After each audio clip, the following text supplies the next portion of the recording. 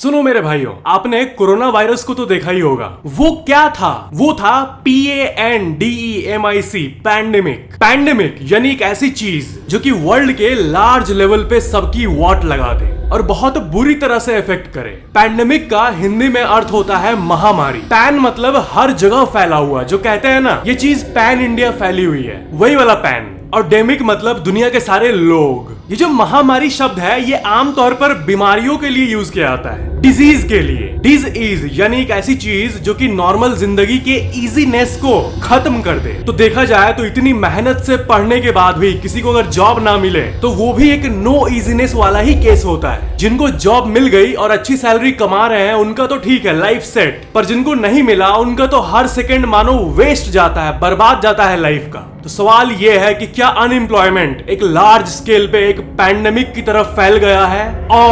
और हमारे स्पेस के बारे में एक ऐसा फैक्ट जो कि आपका दिमाग हिला देगा। स्पेस और प्लैनेट्स, ब्लैक होल्स, इन सब के वीडियोस को देखते समय इंसानी दिमाग में एक अजीब सा डर क्यों लगता है भला? आपका दिमाग और स्पेस के बीच में क्या कनेक्शन है? इसका एक ऐसा सीक्रेट जो कि आपको जरूर पता होना चाहिए। और किसी को भी कुछ भी बोलते समय प्लीज या फिर कृपया करके ये कर दीजिए, ऐसा नहीं बोलना। अब मैं आपको गंदे मैनर्स क्यों सिखा रहा हूँ, इसके पीछे का अजीब सा साइंटिफिक डेटा आपको जरूर पता होना चाहिए। ऐसी कई बातों को आज आप इस वीडियो में जानोगे जिसको सुन के आप कहोगे व्हाट।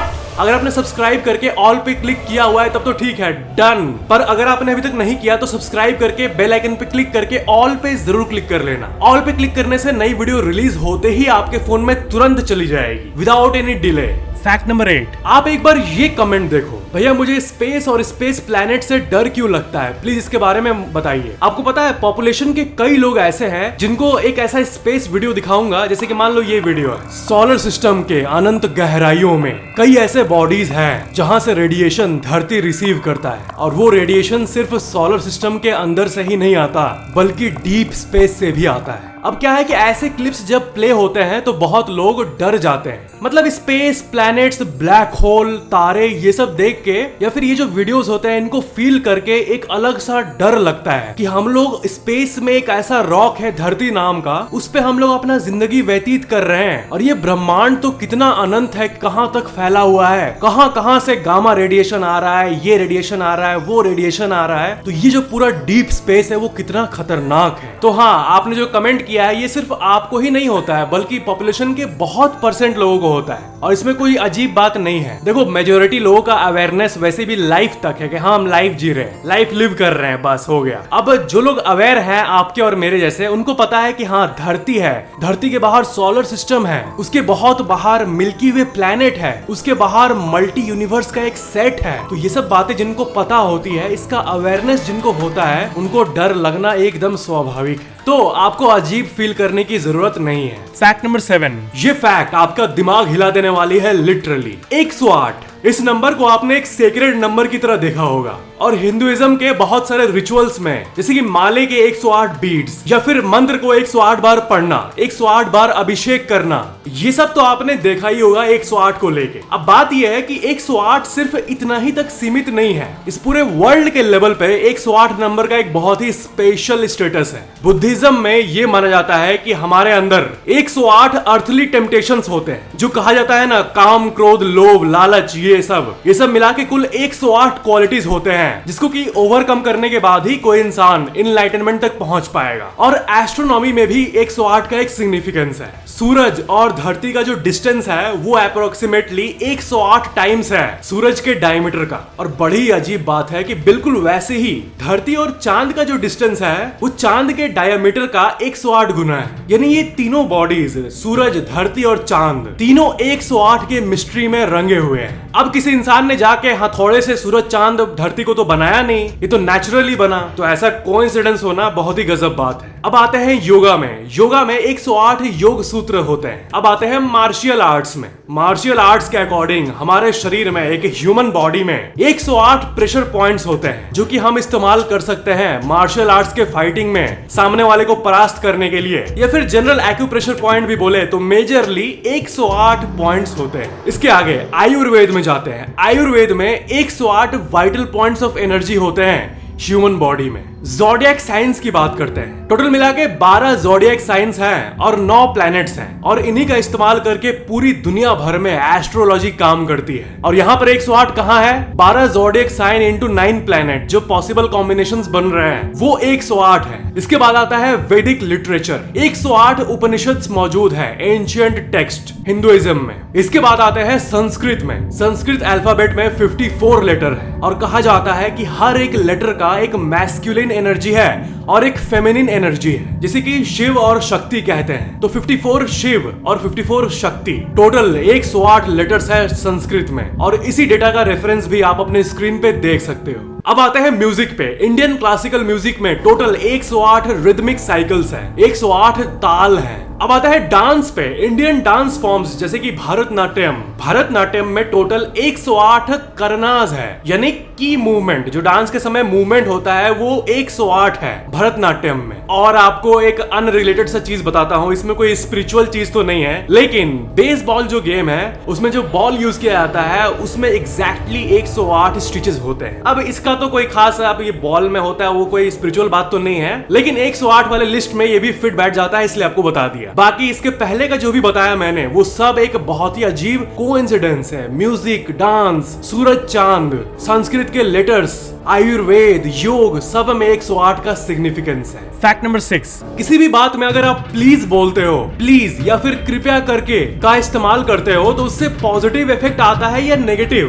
तो आपको पता है इसके ऊपर भी साइंटिफिक रिसर्चेस हुई है और एक बहुत ही अमेजिंग बात पता चली है। किसी भी बात में अगर आप प्लीज नहीं कहते हो तो वो एक्चुअली में ज्यादा इफेक्टिव होता है। यानी कृपया करके, अरे प्लीज इसे कर देना, ये काम नहीं करता है, इससे सामने वाला और वीक नजर आता है। ये है उस रिसर्च का एब्स्ट्रैक्ट, आप देख सकते हो यहाँ पे। यानी बहुत ज्यादा जहां जरूरत ना हो वहां पर प्लीज शब्द का इस्तेमाल नहीं करना चाहिए, नहीं तो लोग उस काम को नहीं करते हैं। तो ठीक है, सब्सक्राइब करने के लिए प्लीज सब्सक्राइब करो, उसके बदले बोलूंगा अरे सब्सक्राइब कर, चल ओए ओए ओए बड़ू सब्सक्राइब कर। वीक नजर नहीं आना है ना। फैक्ट नंबर 5, आपको मैंने बहुत अजीब अजीब डेज के बारे में बताया है, वैसे एक नया डे के बारे में बता रहा हूँ, इंटरनेशनल चिकन विंग डे। अब ये पता नहीं कौन सा डे है, आप ही बताओ। हर जुलाई 29 को पूरे वर्ल्ड लेवल पे इंटरनेशनल चिकन विंग डे होता है। अब जो लोग चिकन नहीं खाते वो बोल रहे होंगे क्या है ये। फैक्ट नंबर 4, देखो ये one of the most stupid facts में से एक है, लेकिन अभी भी बहुत लोग कंफ्यूज होते हैं दाएं और बाएं में। जैसे कि राइट कहता हूं तो आपको पता है कि आप जिस हाथ से खाना खाते हो वो हाथ आपका राइट है, ठीक है, और जिस हाथ से खाना नहीं खाते हो वो आपका लेफ्ट हैंड है। ये तो समझ आता है, लेकिन आप यकीन नहीं करोगे हमारे बहुत सारे व्यूअर्स और टीनेजर्स जो है स्पेशली, वो हिंदी में बाएं और दाएं में कंफ्यूज हो जाते हैं, बाएं कौन सा है दाएं कौन सा है। तो इसका सिंपल सा याद रखने का आपको एक तरीका बताता हूँ। दाल रोटी, ये एक ऐसा डिश है जो कि हम सब इंडियंस खाते हैं। दाल रोटी, दाल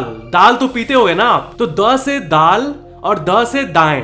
दाएं यानी जिस हाथ से आप दाल को खाते हो, मतलब पीते हो। द से दाल, द से दाएं यानी दाएं मतलब राइट। बस अब राइट पता चल गया, यानी दाएं दाल, तो फिर लेफ्ट मतलब बाएं। यानी ये याद रखो, द से दाल और द से दाएं यानी जिस हाथ से आप खाते हो। द फैक्ट नंबर 3, आपने आर्ट का ऑक्शन तो देखा ही होगा, यानी ऐसे पेंटिंग जिसपे बोली लगता है। अब दुनिया में ऐसे कई लोग हैं जो कहते हैं कि हम आर्ट को फील कर पाते हैं, और इसलिए आपने देखा होगा कि कितने अजीब अजीब पेंटिंग भी करोड़ों में बिकते हैं। और जो बिलियनियर्स हैं जिनके पास बहुत सारा डिस्पोजेबल मनी है, वो सो कॉल्ड वैल्यूएबल आर्ट्स को खरीदते हैं अपने घर में लगाने के लिए, ताकि कोई मेहमान आए तो उनको कह सके कि देखो ये पेंटिंग पूरे विश्व में सिर्फ एक ही है। तो ये था नॉर्मल पेंटिंग का ऑक्शन। अब सुनो, एआई पेंटिंग। अब क्या है कि आर्टिफिशियल इंटेलिजेंस भी आर्ट बना रहा है, और आप यकीन नहीं करोगे $4,32,500 यानी रुपए में करीब 3.5 करोड़ रुपए में ये पेंटिंग बिका है, जो कि आप अपने स्क्रीन पे देख रहे हो। अब इसे कोई इंसान ने नहीं बनाया है, बल्कि एक एआई ने बनाया है। एक एआई प्रोग्राम जिसका नाम है एडमॉन्ड दे बेलामे,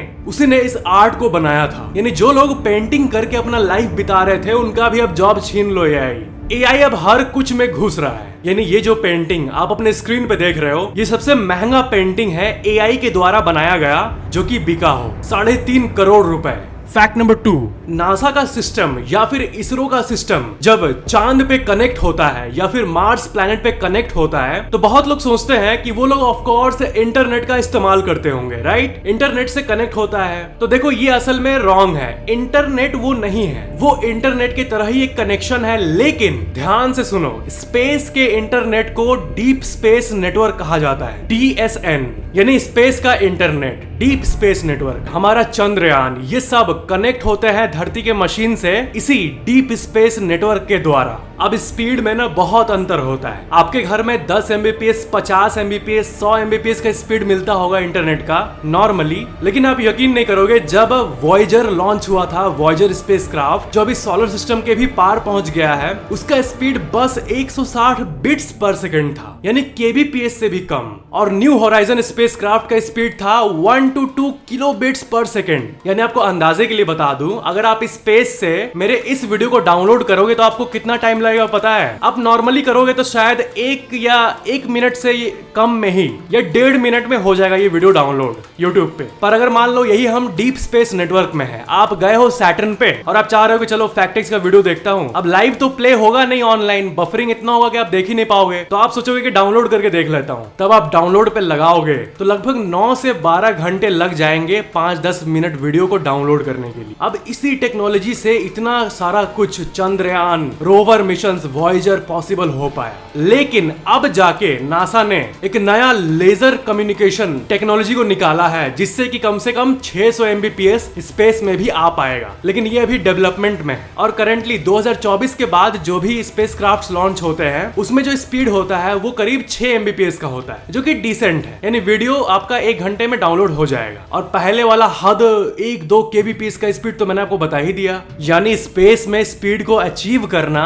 बहुत ही मुश्किल है। दैट्स गजब। फैक्ट नंबर 1, डॉली चाय वाला। आपने इनके वीडियोस तो जरूर देखा होगा, जिसमें आपने देखा होगा कि ये रोल्स रॉयस से निकलते हैं और वीडियो बनाते हैं। और इसमें कुछ ऐसा कहा जाता है कि जब चाय वाला रोल्स रॉयस ले सकता है तो बाकी लोग क्यों नहीं ले सकते हैं? अब देखो, मोटिवेशन तो ठीक है, वैसे इसमें कुछ खराब नहीं है, पर आपको ये पता होना चाहिए कि ज्यादातर ये वीडियोस बस एडवर्टाइजमेंट के लिए होती है। अकॉर्डिंग टू रिपोर्ट्स, एक्चुअल में वो अभी तक रोल्स रॉयस ओन नहीं करते हैं। देखो, मैं तो ये चाहता हूं कि डॉली चाय वाला जो है वो एक क्या 100 से ज्यादा रोल्स रॉयस ओन करे, उससे मैं बहुत खुश होऊंगा। लेकिन देखो, फिलहाल अभी की बात ये है, सोशल मीडिया पे ये चीजें सिर्फ चमकाने के लिए यूज की जाती है।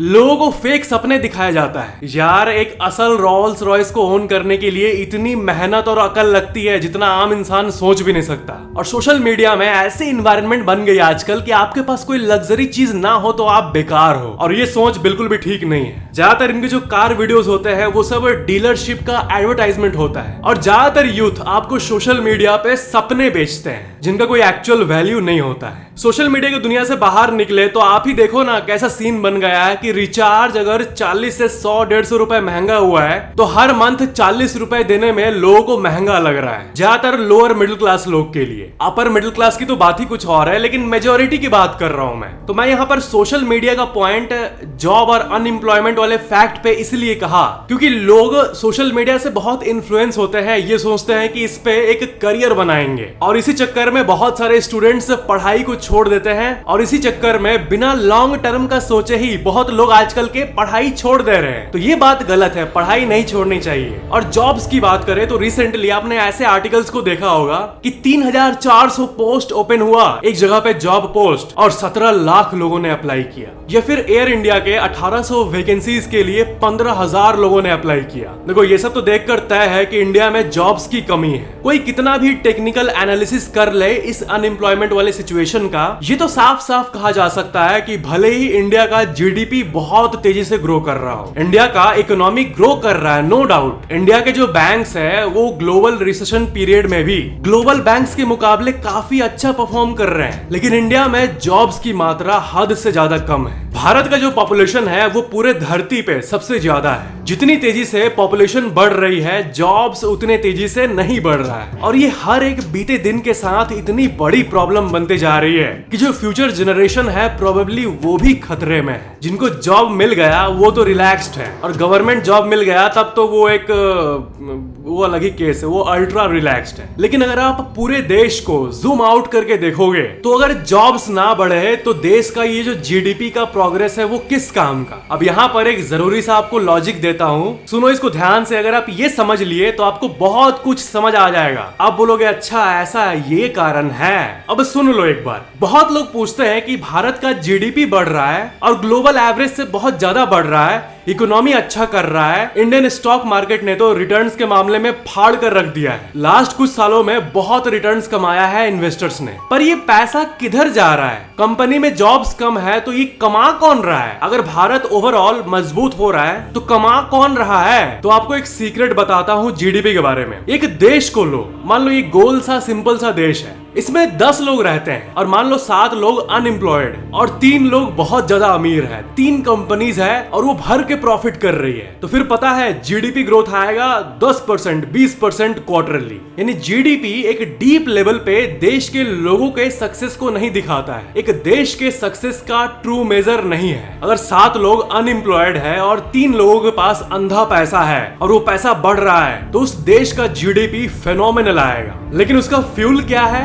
वो बस 3 लोग। भले ही बाकी 7 लोगों के पास खाने के लिए भी पैसे ना हो, सिर्फ 3 लोगों के अमीर होने के चलते उस देश का जीडीपी आसमान छू जाएगा। अब आप ही बताओ, आम इंसानों को क्या पता है ये बात? उनको लगता है कि बस ओवरऑल ग्रो हो रहा है तो ग्रो हो रहा है, लेकिन वैसा नहीं होता है। पर कैपिटा इनकम भी देश के लिए मैटर करता है कि एक इंसान कितना कमा रहा है, जो कि भारत में सबसे लोएस्ट में से एक है पूरे विश्व में। एक एक इंसान का जो समृद्धि है वो बढ़ेगा तब हम कह सकते हैं कि एक देश बढ़ रहा है। और भारत में बहुत वर्ग की बेसिक नीड अभी तक पूरी नहीं हुई है। मतलब आप ये देखो, अगर भारत में अभी मेजोरिटी लोगों का अपना घर हो जाए मान लो, तो फिर कंप्लेंट्स कम हो जाएगी इकोनॉमी के बारे में। पब्लिक में ये कोई कंप्लेन नहीं करता है कि यार मेरे पास 4 चक्का नहीं है, सरकार बहुत खराब है, बल्कि बेसिक नीड्स के लिए लोग कंप्लेन करते हैं और आवाज उठाते हैं। और यूएसए की बात करें, अगर अमेरिका की बात करें, तो आपको एक बहुत ही भयंकर स्टैट्स बताता हूँ। आपको पता है अमेरिका के टोटल पॉपुलेशन का कितना परसेंट लोग कार ओन करते हैं? वो है 91%। जी हाँ, आपने सही सुना, 91%। और इंडिया में ये नंबर 8 से 10% है। अब यूएसए की पॉपुलेशन बहुत कम है तो हम लोग डायरेक्टली तो कंपेयर नहीं कर सकते भारत से, लेकिन फिर भी ये एक जनरल सा डेटा था। लेकिन ये डेटा है अमेजिंग। 91% लोग गाड़ी ओन करते हैं, 4 व्हीलर। आपको पता है देश की पूरी सिस्टम अगर सही ना हो तो अगर आप आज 1 लाख रुपए महीने कमा रहे हो अगर, तो इसकी वैल्यू भी भविष्य में नहीं रह पाएगी इन्फ्लेशन के चलते। मतलब 1 लाख रुपए महीने कोई बड़ा अमाउंट रहेगा नहीं। इंडिया में अगर कोई लाख रुपए महीने भी कमाता है और मान लेते हैं वो 40% खर्चा कर देता है और 60% यानी 60,000 रुपए बचा लेता है हर महीने, तब भी उस इंसान को करोड़पति बनने में सेविंग से 14 साल लग जाएंगे। एकदम रियलिस्टिकली बोले तो, यानी 1 करोड़ रुपए जमा करने में। यानी इंसान का जब दाढ़ी पक जाए तब जाके वो अपना घर खरीद पाता है। और भारत में अच्छे लोकेशन पे अगर घर लो तो वो एक घर 1.5 से 2 करोड़ से कम नहीं पड़ता। और बहुत सारे एनालिस्ट ने बताया है कि रियल एस्टेट मार्केट इतना भी प्राइस नहीं होना चाहिए। इतना प्राइस तभी बढ़ रहा है क्योंकि लोग अपने ब्लैक मनी को रियल एस्टेट में पार्क करते हैं। जो हाई अर्निंग गवर्नमेंट ऑफिसर्स होते हैं उनका ब्लैक मनी, पॉलिटिशियंस के साथ नेक्सस, ये जो पूरा सिस्टम बना दिया गया है ये इंश्योर करता है कि अच्छे लोकेशन पे घर हमेशा ओवर प्राइस्ड रहे। अब इन्हीं चीजों को सॉल्व करने के लिए रूलिंग गवर्नमेंट को फोकस करना होगा, और वो भी बहुत जोर से, तभी सारी चीजें ठीक हो पाएंगी। तो ये थे आज के फैक्ट्स। वीडियो को लाइक जरूर करना और नीचे कमेंट करना कि ये वीडियो कैसा लगा। और जैसे कि मैंने कहा, अगर आपने सब्सक्राइब करके ऑल पे क्लिक किया हुआ है तब तो ठीक है, लेकिन अगर आपने अभी तक नहीं किया तो सब्सक्राइब करके बेल आइकन पे क्लिक करके ऑल पे जरूर क्लिक कर लेना, ताकि नेक्स्ट वीडियो रिलीज होते ही सबसे पहले आपको तुरंत मिल जाए। Thank you so much for watching this video.